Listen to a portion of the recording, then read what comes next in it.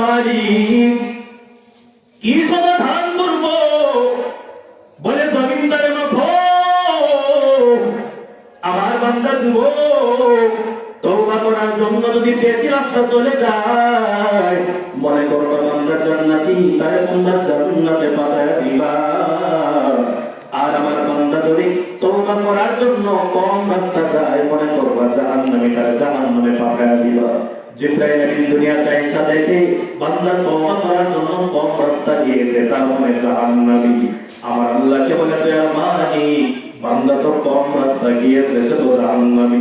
আল্লাহ তাআলা বলে জিবরাইল আন্দাজ করে কোনো কথা বলবা না, তোমাকে বললাম জমিনটা মাপার জন্য তাড়াতাড়ি জমিনটা মেপে ফেলো। সুবহানাল্লাহ। জিবরাইল আমিন আবার জমিনটার মাপতে জমিনটা যখন মাপতে শুরু করলো মাপ দিয়া দেখে আল্লাহর বান্দা যুবক তওবা করার জন্য বেশি রাস্তা চলে গিয়েছে। এবার আমার আল্লাহ ডাক দেয়া বলো জিবরাইল এই বান্দাটাকে জান্নাতি ফেরেশতাদের হাতের মধ্যে ধরে দাও। আমার আল্লাহ এবার ওই বান্দাটাকে জান্নাতি বানায় দিলেন। জিবরাইল আমিন ডাক দেয়া বলে দয়ার মালিক বান্দা তো কম রাস্তা গিয়েছে জমিনটা কেমন করে লম্বা হয়ে গেল আমি বুঝতে পারি নাই। আমার আল্লাহ ডাক দেয়া বলে জিবরাইল শোনো আমার বান্দা যখন 10টা খুন করলো আমি তার অক্সিজেনকে বন্ধ করে দেই নাই। আমার বান্দা যখন 20টা খুন করলো তখন আমি আল্লাহ তার খাবারকে বন্ধ করে দেই নাই। আমার বান্দা যখন একে একে 99টা খুন করলো তখন আমি আল্লাহ তাকে পঙ্গু বানায় দেই নাই। আমি আল্লাহ তাআলা রহমতের নজর দিয়া বান্দার দিকে তাকাই কখন আমার বান্দা আমার দিকে ফিরে আসবে বলুন সুবহানাল্লাহ। 100টা খুন করার পর বান্দা যখন বুঝতে পারলো আমি আল্লাহর কাছে গুনাহ মাফের জন্য যখন রওনা হলো আমি আল্লাহর কুদরতি অন্তরে এমন একটা জোশ মেরে গেল আমি আল্লাহ যেমনি ভাবে রহমান নামের ওসিলায় বান্দার 100 গুণ করার পর খাবারকে বন্ধ করি নাই। গাফফার নামের ওসিলায় আমি আল্লাহ আমার বান্দার সমস্ত গুনাহকে ক্ষমা করে দিয়া জাহান্নামের দফতর থেকে তার নামটাকে কেটে দিয়া জান্নাতের দফতরে আমি আল্লাহ লিখে দিলাম। সুবহানাল্লাহ। जो लोग के कहलाते हैं सर तेरी गली को जो लोग की कहलाते हैं सर तेरी गली को उन लोगों की दफ्तर में मेरा नाम लिखा दो उन लोगों की दफ्तर में मेरा नाम लिखा दो। मुसलमान भाईरा আমার এজন্য বান্দা জীবনে যতই গুনাহ করো না কেন দুনিয়াতে অনেক ছাত্র দেখবেন পরীক্ষার টেনশনে পড়া হয় না। বন্ধু বলে তুমি পড়ো না কেন বলে পরীক্ষার টেনশনে পড়া ভালো লাগে না। সারা বছর শুধু ঘুরে ঘুরে ঘুরে পরীক্ষা আসলে মাথা গরম হয়ে যায় পড়তে ভালো লাগে না বলে পরীক্ষার টেনশন নাকি পড়তে ভালো লাগে না। দুনিয়াতে এমন অনেক মানুষ আছে যারা গুনাহ করে নিজের নফসের উপরে জুলুম করে ফেলেছে দেখবেন তাদের তওবা করতে সহজে মন চায় না। তওবা করতে মন চায় না কারণ অন্তর পাথর হয়ে গেছে। বান্দা গুনাহ করতেছে অটোমেটিক রেগুলার গুনাহ করে বান্দা তওবা করতে মন চায় না। তাদের জন্য আমার আল্লাহ বলে বান্দারে তোমরা যারা মনে করতেছো আমি আল্লাহ তোমাদেরকে ক্ষমা করব না কেনই বা তোমাদেরকে ক্ষমা করব না ক্ষমা করার জন্যই তো আমি আল্লাহর গাফফার নামটা বানাইলাম। সুবহানাল্লাহ বলে তওবা করো আল্লাহর কাছে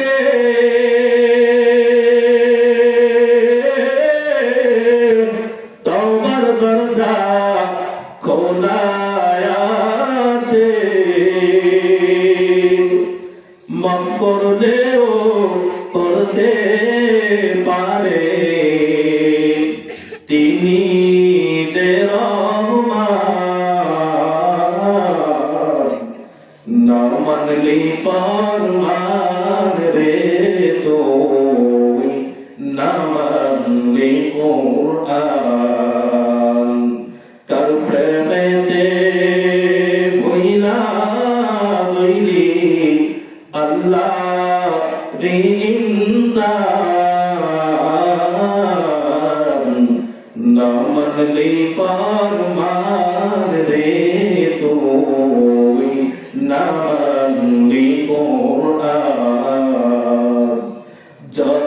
করো বাহাদুরি,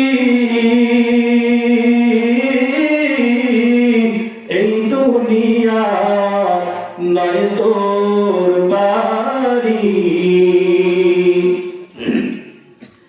যতই করো বাহাদুরি,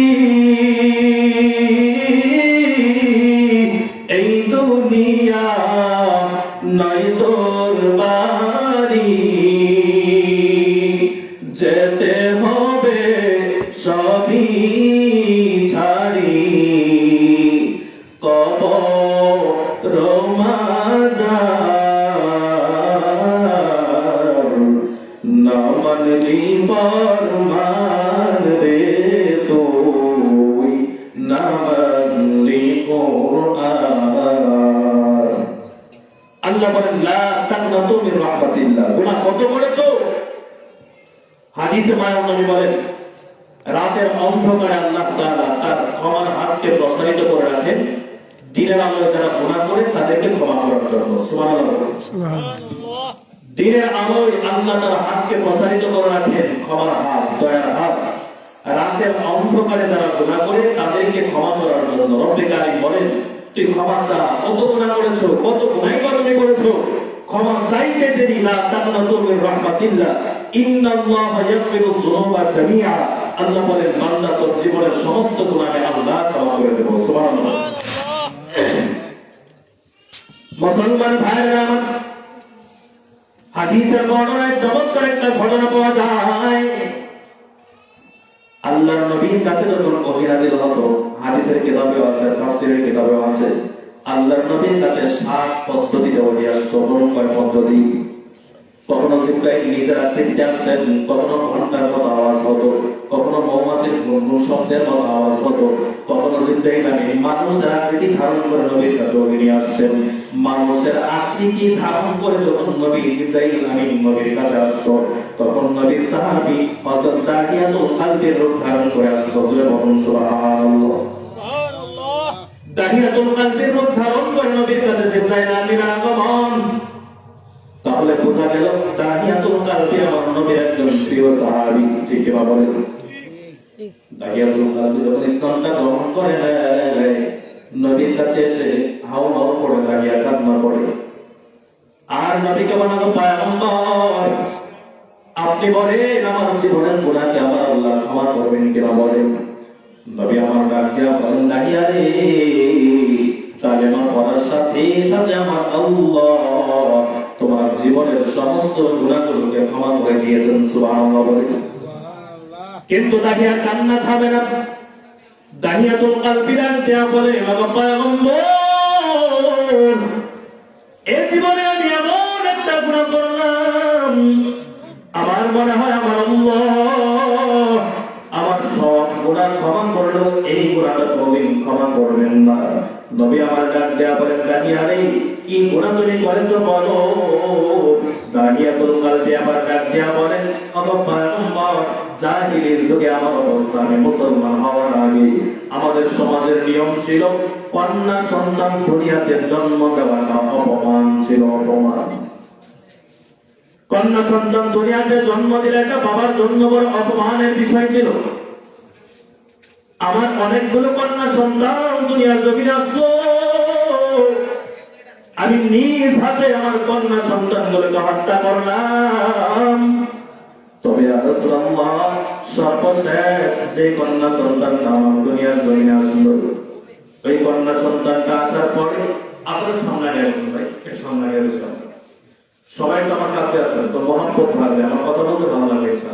সবাই সামনে আসে, মাশাআল্লাহ, ঠান্ডা সবাই সামনে চলে আসে।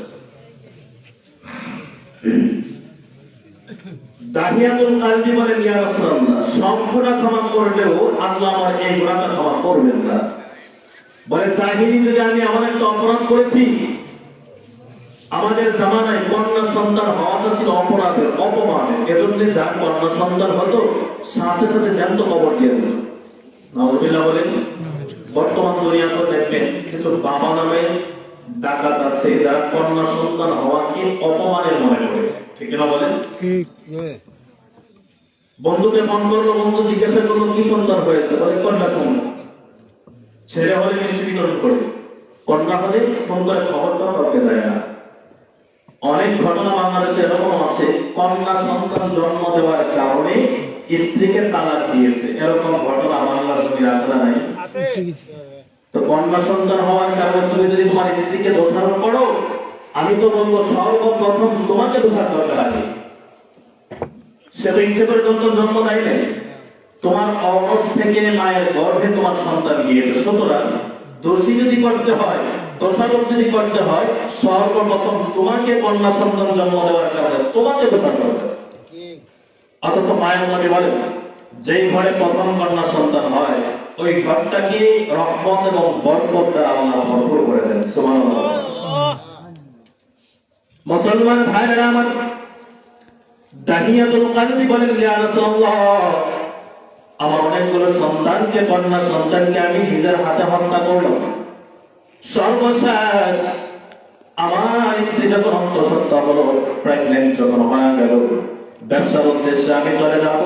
যাওয়ার আগে আমি আমার বিবিকে বললাম, বিবি গো, তোমার গর্ভ থেকে আমার যদি ছেলে সন্তান হয়, সুন্দর করে আদর যত্ন করে তুমি বড় করবা। আর যদি কন্যা সন্তান হয়, আমি ব্যবসা থেকে আসার আগে তুমি তাকে মেরে ফেলবা। বলে বলুন নাউযুবিল্লাহ। দাহিয়াতুল কলবি আমার ব্যবসার উদ্দেশ্য শুরু করে দেয়। আল্লাহর কি কুদরত! ইয়া রাসূলুল্লাহ, আমার বিবির গর্ভ থেকে ফুটফুটে একটা কন্যা সন্তান দুনিয়ার জমিনে চলে আসলো। আমার বিবি আমার সন্তানটাকে দেখে তো মায়া হয়, চেহারার দিকে তাকাইলে ফুটন্ত গোলাপের মতো চেহারাটাকে মারতে পারে না। তার দিকে তাকাইলে বড় মায়া হয়। আমার বিবি আমার সন্তানটাকে তার নানার বাড়িতে পাঠায় দিছে। এদিকে আমার ব্যবসার কাজে 6 বছর সময় অতিবাহিত হয়ে গেল। 6 বছর পরে আবার আমি আমার বাড়িতে আসলাম। বাড়িতে এসে আমার বিবি আমাকে কিছুই বলে না, কিছুই বলে না। কয়েকদিন যাওয়ার পরে শয্যাশায়ী অবস্থায় আমার বিবি আমার সাথে খোঁজ গল্পে বেঁধে যায়। এমন অবস্থায় আমার বিবি আমাকে ডাক দিয়া বলে, স্বামী গো, তুমি যদি অনুমতি দাও তোমাকে একটা কথা বলতে চাই গো প্রাণের স্বামী। স্বামী ডাক দিয়া বলে, বিবি গো, তুমি আমাকে কথা বলবে, তার অনুমতির কি আছে বলো। এবার আমার বিবি আমাকে ডাক দিয়া বলে, প্রাণের স্বামী, আপনি ব্যবসার উদ্দেশ্যে যাওয়ার পর আমার গর্ভ থেকে আমার আল্লাহ ফুটফুটে আলোকিত চেহারা নিয়ে একটা কন্যা সন্তান দান করেছে। বলে, কি করেছ? সন্তানটাকে আমি মারার জন্য সাহস করতে পারলাম না। সন্তানটা কোথায় আছে? বলে, আপনার ভয়ে আমি তার নানার বাড়িতে পাঠিয়ে দিলাম। স্বামী মেজাজটা গরম, এমন ভাবে মেজাজটা গরম হয়ে যাওয়ার পর স্বামী আবার ডাক দিয়া বলে, আরে বিবি, কি করলা তুমি? তুমি তো পুরা সমাজের কাছে আমাকে লজ্জিত বানায় ফেললা। কারণ তুমি কি জানো না, আমার সমাজে কন্যা সন্তান হওয়াটা যে কত রকমের বিষয়। তবে আমার মেয়েটা কোথায়? নিয়ে আসো, মেয়েটাকে আমি একবার দেখতে চাই। দাহিয়াতুল কলবি বলেন, গো পয়গম্বর, আমার বিবি আবার আমার মেয়েটাকে আমার সামনে হাজির করে। মেয়েটার চেহারার দিকে তাকায় দেখলাম ফুটন্ত গোলাপের মতো এত সুন্দর, এত সুন্দর চেহারা। এরপরেও আমার পাথরের দিলটা নরম হয় না। আমার মেয়ের চেহারার দিকে তাকাইয়া আমি আমার দিলটাকে নরম করতে পারলাম না, নরম করতে পারলাম না। ইয়া রাসূলুল্লাহ, পরের দিন সকালবেলা আমি আমার বিবিকে বললাম, ও বিবি গো, তুমি আমার সন্তানটাকে কেন বাঁচায় রাখলা? তুমি কেন মেরে ফেলো নাই? তুমি মেরে ফেললেই তো আমি আসার আগে আমাকে অপমান হবে, অপমান লাগতো না।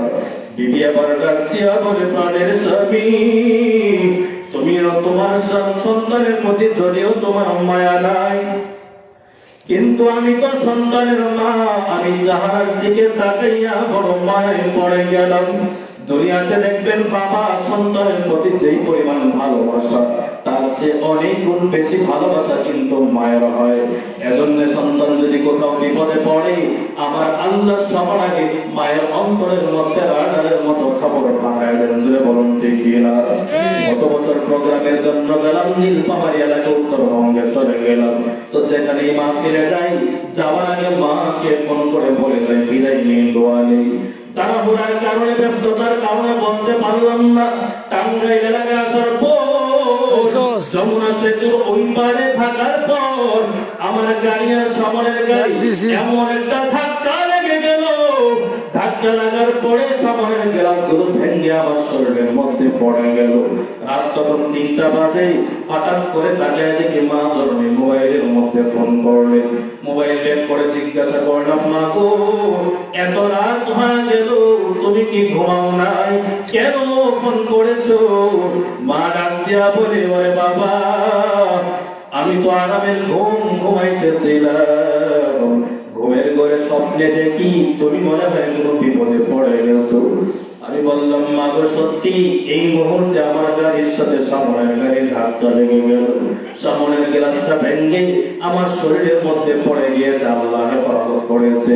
মা জননী এই কথাটা বলার পরে অটোমেটিক্যালি চোখের পানি চলে আসছে, বলে বলুন সুবহানাল্লাহ।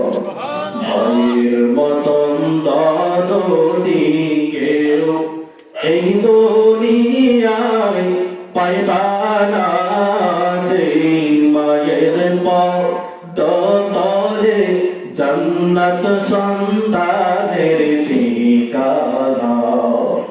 মায়ের মতন দরদি কেউ এই দুনিয়ায় পাইবা না, যে মায়ের পদতলে জান্নাত সন্তানের ঠিকানা। প্রথম আল্লাহ সৃষ্টি করলেন মায়েরই গর্ভের ভেতরে, নাভি দিয়া খোদা মিটার, আল্লাহ নাভি দিয়া খোদা মিটার, মুখে না পাখুন লাগলো না, যেই মায়ের পদতলে জান্নাত সন্তানের ঠিকানা। এমনি করে 10 মাস 10 দিন রাখিলেন রব্বুল আলামিন।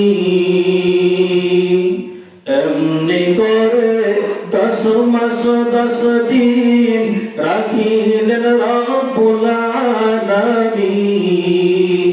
রূহ যখন আসলো খাঁচায়, আমার রূহ যখন আসলো খাঁচায়, মায়ে তখন আর ঘুমায় না, যেই মায়ের পদতলে জান্নাত সন্তানের ঠিকানা।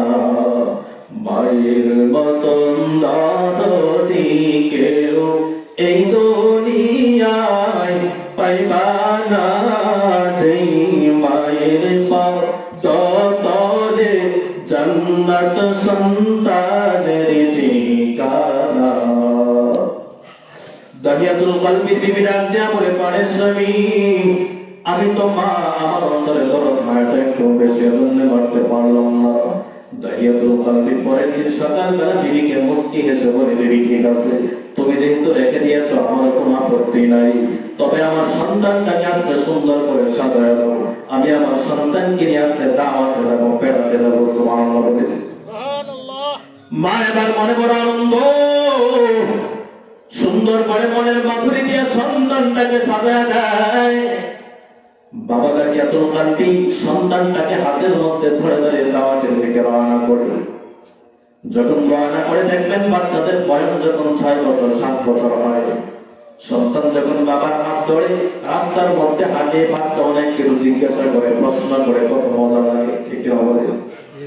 দাহিয়াতুল কলবি বলেন, ইয়া রাসূলুল্লাহ, আমি আমার 6 বছরের সন্তানটাকে সুন্দর করে সাজায়া যখন দাওয়াতের কথা বলি, আমি যখন আস্তে আস্তে করে রওনা দিয়ে শুরু করলাম, আমার সন্তানটা আমাকে কচি কণ্ঠে ডাক দিয়া বলে, আপু কোথায় আমাকে তুমি দাওয়াতে নিয়ে যাও। আমার সন্তানটা আনন্দ একবার তাকায় দেখে আমি মরুভূমির দিকে রওনা করলাম। আমার মেয়েটা ডাক দিয়া বলে, বাবা তুমি না বলেছো আমাকে দাওয়াতে নিয়ে যাইলাম, মরুভূমিতে কেন যাও? এমন ভাবে আস্তে আস্তে করে মরুভূমির একটা মধ্যখান জায়গার মধ্যে যাওয়ার পরে বাবা ডাক দিয়া বলে, তুমি এখানে বসো। দাহিয়াতুল কলবি আবার নিজের হাতে গর্ত বানাই, নিজের হাতে গর্ত বানাইয়া মেয়েটা ডাক দিয়া বলে, বাবা মরুভূমির মধ্যে কেন কষ্ট করো? তোমার চেহারাটা তো ঘেমে গেল, ও বাবা তোমার দাড়ির মধ্যে পানি লেগে গেল, এত কষ্ট করার পর কেন মরুভূমির মধ্যে তুমি গর্ত করো? এখানে গর্ত করার তো কোনো দরকার নাই। দাহিয়া বলেন, ইয়া রাসূলুল্লাহ, তখন আমার পাথরের অন্তরটা নরম হয় না, আমার মেয়েটা আমার দাড়িগুলো মুছে দেয়, আমার কপাল থেকে সুন্দর করে আমার ঘামটা মুছে দেয়, আর বলে, আব্বু তোমার চেহারাটা কেমন যেন মলিন হয়ে গেছে। এমন ভাবে আমি আমার মেয়ের কথাকে কোনো কর্ণপাত করি না। এক পর্যায়ে গর্ত করা যখন শেষ, আমি আমার ছোট্ট চাঁদের মতো ফুটফুটে চেহারাওয়ালা মেয়েটাকে এমন একটা ধাক্কা দিলাম, ধাক্কা দিয়া গর্তের মধ্যে ফেলে দিলাম।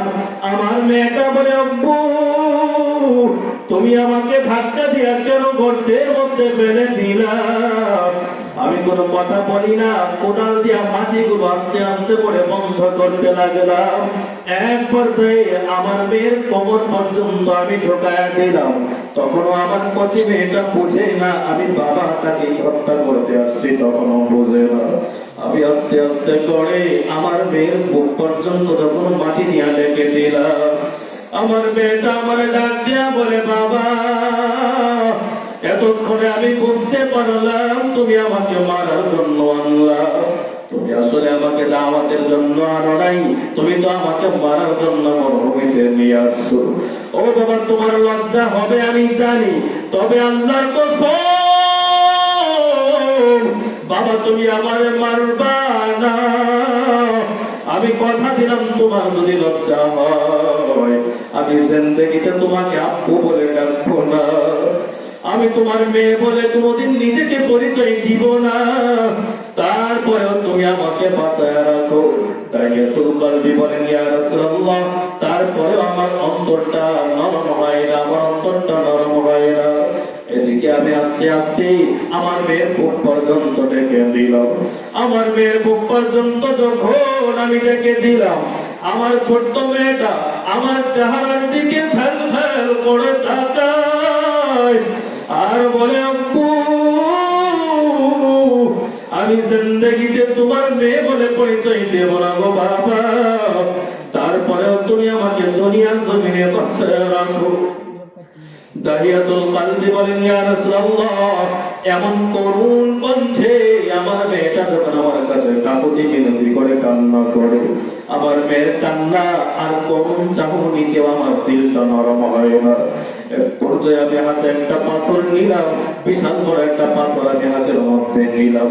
পাথর নেওয়ার পরে আমার মেয়ের মাথার মধ্যে আমি বাবা হওয়ার পর এমন জোরে একটা আঘাত করলাম গো নবী, আমার মেয়ের মাথাটা ফেটে পিনকি দিয়ে আমার শরীরের মধ্যে রক্ত পড়ে গেল। তারপরে আমার দিলটা নরম হয় না। বাড়িতে আসার পর আমার দিলে বড় যন্ত্রণা শুরু হয়ে গেল, যন্ত্রণা শুরু হয়ে গেল।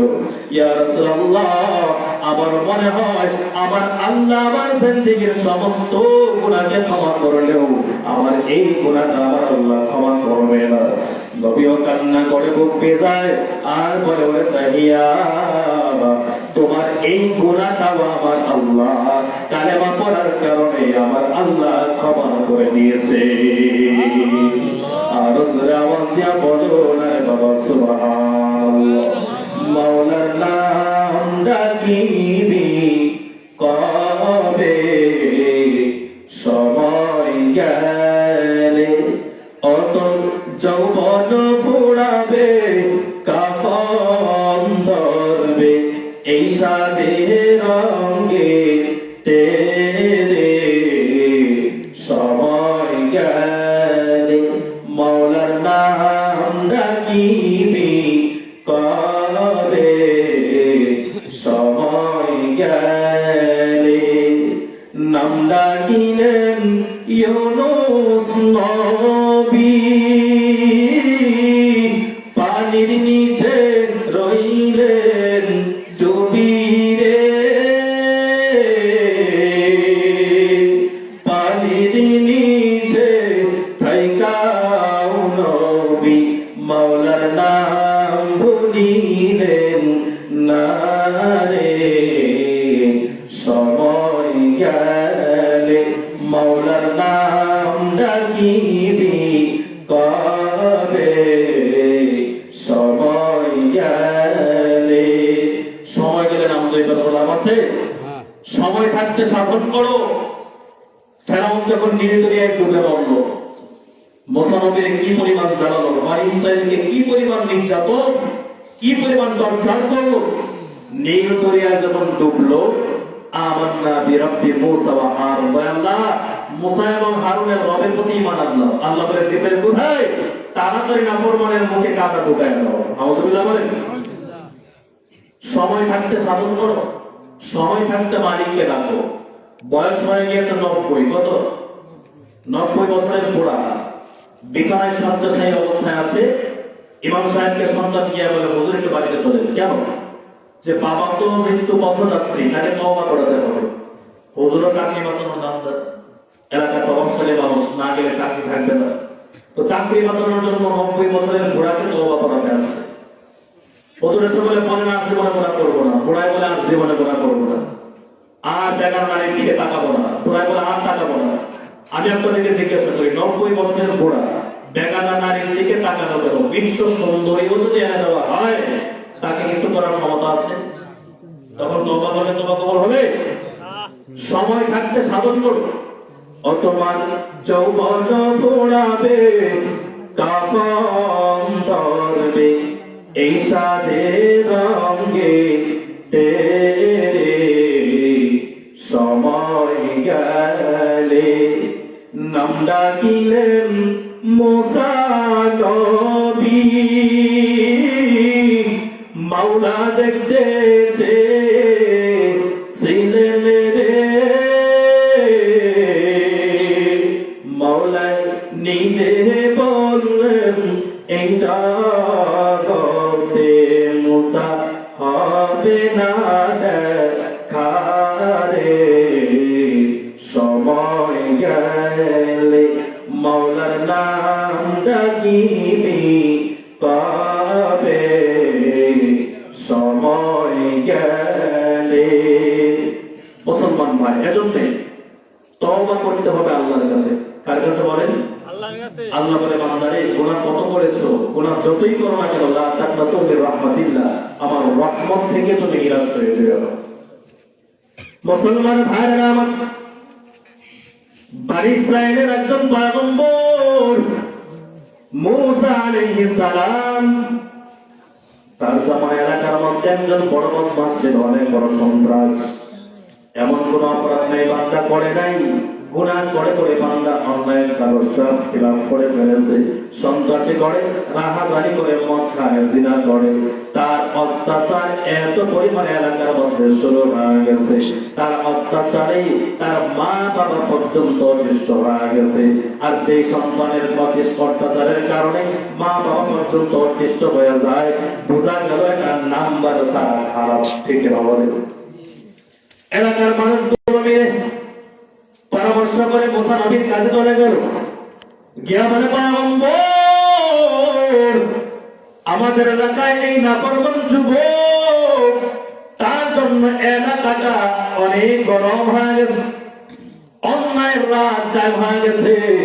আপনাদের বানিয়াচঙ্গে একজন চোর ডাকাত ছিল, নাম হল জিমকি।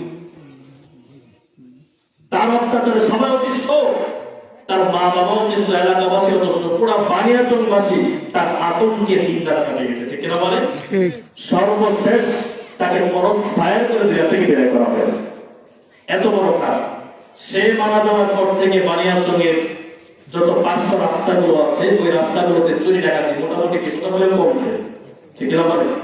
আমার বাড়ি তো বগি, আমাদের এই রাস্তার মধ্যে তার একটা গ্রুপ সবসময় ডাকাতি করতে অনেক হুজুরদেরও চাপ দিত। এখন আলহামদুলিল্লাহ 5-7 বছর যাবত কোনো সমস্যা হয় না। মুসলমান ভাইরা আমার, মুসা নবী সহ এলাকার মানুষগুলো এই নাফরমানটাকে ধরে হাত পা বেঁধে একটা অদূরে পাহাড়ের মধ্যে ফেলে দিয়ে চলে আসছে। আর বলে দিয়ে সাবধান সাবধান, জিন্দেগিতে আর কোনোদিন এলাকায় ঢোকার মতো সাহস করবা না। যদি এলাকায় ঢোকো সবাই মিলে তোমাকে হত্যা করে মেরে ফেলবো। আল্লাহর বান্দা যুবককে যখন ওই পাহাড়ের জঙ্গলের মধ্যে ফেলে চলে আসলো, বান্দার অন্তরে মালিকের বড় ভয়। আমার আল্লাহর কাছে বান্দা কান্না করে আরে কত বড় নাফরমান হয়ে গেল। নাফরমানির কারণে আমার মা আমার উপরে অসন্তুষ্ট, আমার এলাকার মানুষগুলো আমাকে অসন্তুষ্ট, আমাকে কেউ দেখতে পারে না, আমাকে আলটিমেটাম দিয়ে দিল এলাকায় ঢোকা যাবে না। তাহলে এই নাফরমানির জিন্দেগি নিয়ে আমি মাওলার কবরে যেতে চাই না। আল্লাহর বান্দা যুবক এবার মালিকের কাছে দুইটা হাত এমন ভাবে তুলে দেয়, আল্লাহর কাছে হাত তুলে বলে দেয়, মালিক এত বড় নাফরমান হয়ে গেলাম, আমার মা আমার উপর অসন্তুষ্ট, আমার বাবা আমার উপর অসন্তুষ্ট, এলাকার মানুষও আমার উপরে বড় অসন্তুষ্ট, জামানার পয়গম্বর হযরত মূসা আলাইহিস সালাম আমার উপর অসন্তুষ্ট। ও দয়ার মালিক, যেহেতু সবাই আমার অসন্তুষ্ট, তুমি মালিক তো নিঃসন্দেহে আমার উপর অসন্তুষ্ট, তবে কলঙ্কের মালা নিয়ে গলায় যেতে চাই না। ও মালিক, তুমি আমার ক্ষমা করে দাও, আমি কবরে যাওয়ার আগে তোমার কাছে ক্ষমা চাই। আমার আল্লাহর রহমতের দরিয়ায় এমন একটা জোশ মেরে গেল, আমার আল্লাহ সাথে সাথে তার তওবাকে কবুল করে আমার আল্লাহ তাকে দুনিয়া থেকে বিদায় করে দিয়েছেন। সুবহানাল্লাহ।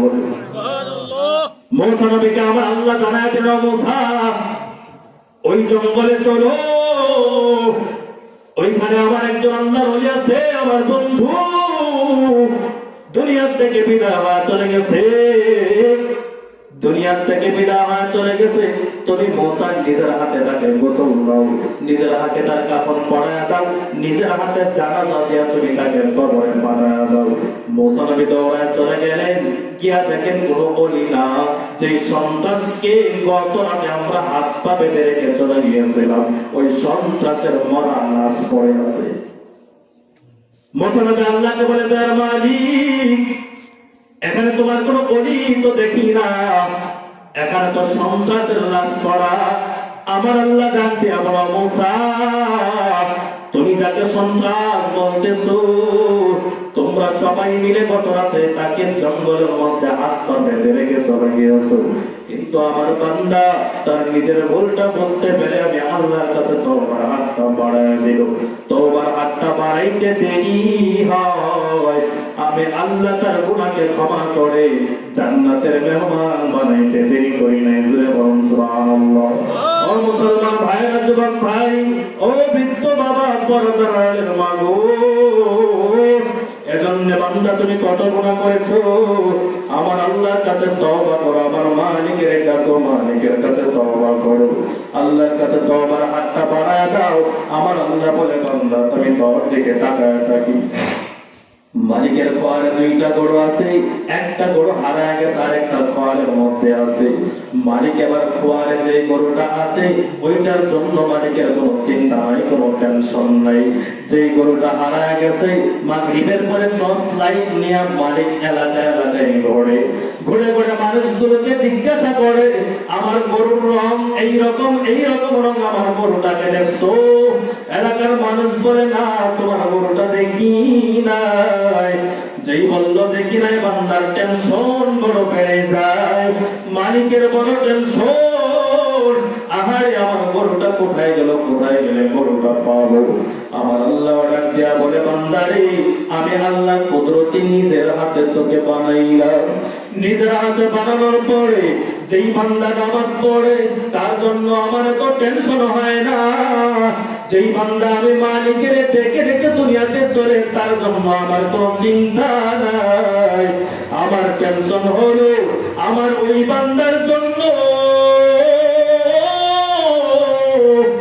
বান্দাটাকে আমি আল্লাহ নিজের হাতে বানানোর পর, আমি আল্লাহর রিজিক খাওয়ার পর, আমি আল্লাহর অক্সিজেন গ্রহণ করার পর, আমি আল্লাহর কুদরতি কদমে সাজদা দেয় না, ওই বান্দার জন্য আমার বড় টেনশন, বান্দার জন্য আমার বড় চিন্তা হয়।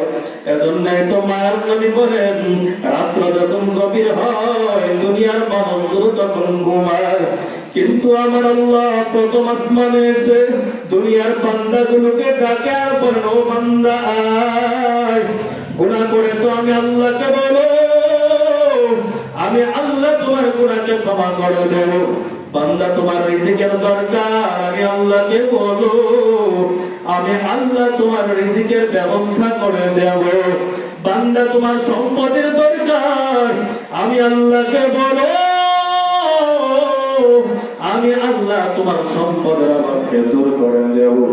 এজন্য বলে যুবক ভাই ও বৃদ্ধ বাবা, পর্দার আগের মা বোনেরা, গুনাহ করার দরকার ছিল জিন্দেগিতে কম, গুনাহ বাবা করো নাই।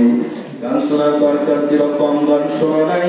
এবার আমার মালিকের ছিল, মালিকের ডাকো, মালিকের কাছে মাওলার কবরে যাও। মায়ের নবী বলেন, বান্দারে গুনাহ ক্ষমা না করায় যদি মাওলার কবরে চলে যাও, দুই পাশের কবরের মাঝে এমন ভাবে চাপ দিবে যুবক, এক পাদরের হাড় গুলো অপর পাদরে ঢোকায় দিবে। এখন ওইটা শেষ না, আসরের ময়দানে জাহান্নামের আগুন। মায়ের নবী যখন মেরাজে গেলেন, মেরাজে যাওয়ার পরে পুলসিরাত দেখে নবী আবার কান্না করেন। পুলসিরাত দেখিয়া নবীজি কাঁদেন জারে যা,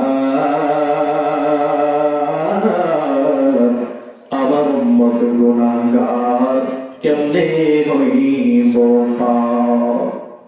নবী আমার পুলসিরাতের কিনারায় দাঁড়ায় কান্না করে বলে, মালিক আমার উম্মত গুলো কেমনে পার হইব। আমার আল্লাহ জানায় বলে, বন্ধু আপনি নবী টেনশনের কোনো দরকার নেই। দুনিয়াতে আপনার যে সমস্ত উম্মতের নারী আর পুরুষেরা আপনি নবীর সুন্নতের অনুসরণ করে হাসরের ময়দানে আসবে, আমি আল্লাহ বিদ্যুৎ গতিতে তাদেরকে পুলসিরাত পার করার দিব। সুবহানাল্লাহ। মুসলমান ভাইরা আমার, এজন্য যাবার বেলায় পায়ে হাত দিয়ে তোমাকে বলে যাই, ও যুবক, তুমি যদি বলো হুজুর এমনি বললে হবে না, পায়ে ধরে বলেন, আল্লাহর কসম তোমার পাটা গায়ে দাও, তোমার পায়ে ধরে আমি বলতে রাজি আছি। কখন কে মারা যাবো, দুনিয়া থেকে চলে যাবো জানা নাই। সন্তানের আগে মা দুনিয়ার থেকে বিদায়, মায়ের আগে সন্তান দুনিয়ার থেকে বিদায়। ওই যে কয়েকদিন আগে ঢাকায় ভূমিকম্প হলো, আসলিয়াম ফেলায় আবার পরে ভূমিকম্পের কারণে কত মানুষ মরে গেল। মোবাইলে ভিডিও দেখলাম, ভূমিকম্পের ঝাড়গুলি যখন শুরু হয়ে গেল, আমি নিজেও পাঁচতলা থেকে দৌড়ায় নিচে আসলাম, আইসা দেখি সব মানুষগুলো নিচে দাঁড়ায় আছে ভয় ভয়। মোবাইলে ভিডিও দেখলাম, একটা বাবা ভূমিকম্পের নাড়াচাড়া যখন শুরু হয়, 5-7 বছরের সন্তানটাকে ঘরের ভেতরে রেখে বাবা দৌড়ায় বের হয়ে গেছে। বাবা ঘর থেকে দৌড়ায় বের হয়ে গেছে। তাহলে আবার চিন্তা করেন, দুনিয়াতে সামান্য ভূমিকম্পের কারণে বাবা ঘর থেকে সন্তানকে রেখে দৌড়ায় বের হয়ে যায়, আর ওই হাসরের ময়দানে কেমন ভূমিকম্প হবে, যেই ভূমিকম্পের কারণে শুধু ঢাকা শহর নয়, শুধু বাংলাদেশ নয়, ভারত, পাকিস্তান, ইউরোপ, আমেরিকা নয়, তাম দুনিয়াটা তুরার মতো এমন ভাবে উঠে থাকবে। মায়ের নবী বলেন, হাসরের ময়দানটা এমন একটা ঝাঁকুনি শুরু হয়ে যাবে। ও যুবক ভাই, আমার আল্লাহ বলেন, ইয়াউমা ইয়াফিরুল মারউ মিন আখি ওয়া উম্মিহি ওয়া আবি ওয়া সাহিবাতিহি ওয়া বানি লিকুল্লি ইমরিইন মিনহুম ইয়াউমা ইযিন শাআনুন ইউগনি। বান্দা একটা নেকির জন্য জাহান্নামে চলে যাবে। আমার আল্লাহ বলে, বান্দারে একটা নেকি যদি আমাকে দিতে পারো, তোমাকে জান্নাতে বানায় দেব। সন্তান এবার মায়ের কাছে দৌড়ায়, গিয়া বলে, প্রাণের মা, দুনিয়াতে 10 মাস 10 দিন আমাকে গর্ভে ধারণ করেছো, আজকে একটা নেকির জন্য জাহান্নামে চলে যাই, তুমি আমাকে একটা নেকি দিয়া সহযোগিতা করো। মা বলবে, সন্তান রে, তোর কথা চিন্তা করার মতো সময় আমার নাই। এবার সন্তান বাবার কাছে দৌড়ায়, বাবার কাছে গিয়া বলে, প্রাণের বাবা, দুনিয়াতে হাড় ভাঙ্গা কষ্ট করে করে আমাকে বড় করেছো, রাতে বাবা আমাকে খাওয়িয়েছো, বাবা ঈদের সময় তুমি ছেঁড়া জামা পড়েছো, আমি সন্তানের মুখে হাসি ফোটানোর জন্য নতুন জামা কিনে দিয়েছো, আজকে একটা নেকির জন্য আমি জাহান্নামে চলে যাই, ও বাবা তুমি আমাকে একটা নেকি দিয়া সহযোগিতা করো। বাবা এবার নিষ্ঠুরের মতো ডাক দিয়ে বলে, ওরে সন্তান, এটা তো ছিল দুনিয়ার বিষয়, এটা দুনিয়ার হিসাব এখানে চলবে না, দূর হও দূর হও, তোমাকে আমি নেকি দিতে পারবো না। এবার ভাইয়ের কাছে সন্তান যখন দৌড়ায় গিয়া বলে, ভাইয়া দুনিয়া থেকে আমাকে আঘাত করে দৌড়ায় সামনে তুমি দাঁড়ায় গেছো, আর বলেছো তোরা আমার এবার কিন্তু আমার ভাইয়ের শরীরে আঘাত দিবি না, ভাই আমাকে একটা নেকি দাও, একটা নেকি দিলে আমি জান্নাতে হয়ে যাব। ভাই ডাক দিয়া বলে, একটা দুনিয়ার ব্যাপার, হাসরের ময়দানে চলবে না, দূর হও। সন্তান এবার নিরাশ হইয়া একটা নেকিও পাইবে না, আমার আল্লাহ আবার তাকে জাহান্নামে পাঠিয়ে দিবে। ও যুবক ভাই, তাহলে আবার কি বুঝলা? দুনিয়াতে মা স্বার্থের পাগল, বাবা স্বার্থের পাগল, বন্ধু বান্ধব স্বার্থের পাগল। আজকে আপনি দুনিয়ার থেকে বিদায় হয়ে চলে যান, গত রাতেও আপনার যেই বিবিটা আপনার সাথে একই কম্বলের নিচে ছিল, 1 লক্ষ টাকা দিলেও আপনার মরা লাশের সাথে আপনার বিবি থাকবেনি কোনদিন। তাহলে কার জন্য কি করবেন? মা দুপুরে চোখের পানি ফেলাবে, বাবা হয়তো 1-2 দিন কান্না করবে, এরপরে সবাই বলিয়া যাবে, কার প্রেমেতে কার লাগিয়া করলারে সুখের ঘর, পাগল মন আমার তুমি কারলা গিয়া করলারে সুখের ঘর। ওপর তলায় বাতি জলে, ওপর তলায় বাতি জলে, নিচ তলাতে অন্ধকার তুমি কারলা গিয়া করলারে সুখের ঘর। দুনিয়া সবাই সব বিল্ডিং করেছো, মোজাইক লাগাইছো, টাইলস লাগাইছো, সব করছো, কিন্তু 3.5 হাত মাটির নিচে তোমার যে আসল ঘর, ওই ঘরটাকে বান্ধা এখনো সবাইতে পারছো। উপর তলায় বাতি জলে, নিচ তলাতে অন্ধকার তুমি কারলা গিয়া করলারে সুখের ঘর। ভাই বলো বন্ধু বলো, কেউ তো দয়া তোমার। ভাই বলো বন্ধু বলো, কেউ তো দয়া তোমার। 2-4টা দিন কেঁদে কেঁদে, 2-4টা দিন কেঁদে কেহ নেবে না তো খোঁজ খবর তুমি কারলা গিয়া করলারে সুখের ঘর। পাগল মন আমার তুমি কারলা গিয়া করলারে সুখের ঘর। উপর তলায় বাতি জলে, উপর তলায় বাতি জলে, নিচ তলাতে অন্ধকার তুমি কারলা গিয়া করলারে সুখের ঘর। দুনিয়া সব সাজাইছো, অনেক কিছুই করলো, সন্তানের জন্য ব্যবসা করে দিলা, সন্তানের জন্য সব কিছু করলা, কিন্তু আপন ঘরের খবর তো এখন নিলা না। কবর ঘর, মাটির নিচের খবর, এটাই হলো বান্দা তোমার আসল ঘর। ওই ঘরটাকে সাজাইতে পেরেছ কিনা নিজের মনের একবার প্রশ্ন করে দেখার দরকার আছে না নাই? মুসলমান ভাই, এজন্য আর লম্বা আলোচনা আমি করবো না। যে বিষয়টা আমি আপনাদেরকে বোঝাতে চেয়েছি সেটা হলো, আল্লাহ বান্দারে নিজের হাতে তোকে আমি বানিয়েছি, আসমানের দিকে তাকিয়েছি, নজর করেছি, কোন বলেছি হয়ে গেছে, পাহাড়ের দিকে তাকিয়েছি, নজর করেছি, কোন